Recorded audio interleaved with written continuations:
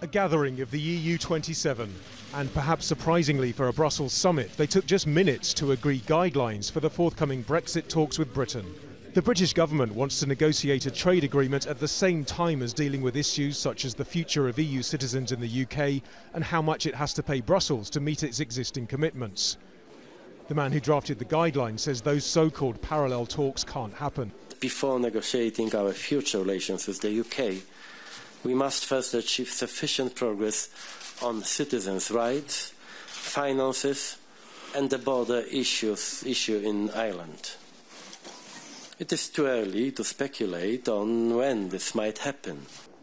One of the key questions for Brussels and for people living in Ireland is what happens when the North, as part of the UK, is no longer in the European Union.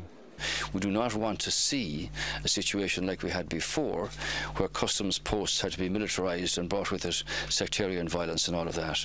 So we've said that this is not going to be an easy situation, but the political imperative is that there be no return to the hard border.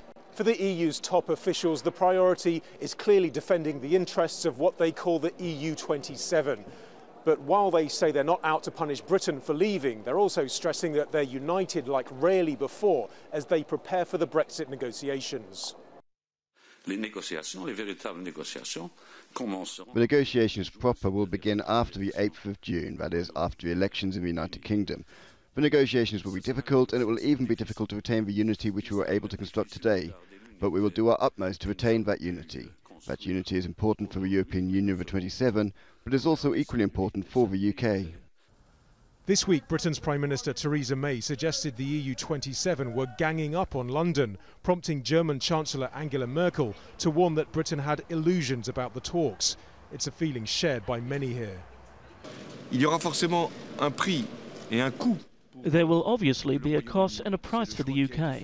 It should not be punitive, but at the same time it's clear Europe will defend its interests and that Britain will be in a worse position tomorrow outside Europe than it is today inside Europe. So the talks will get going a whole year after the Brexit vote. There are sure to be compromises, but for now the EU's strength lies in its unity. Nadim, Al Jazeera, Brussels.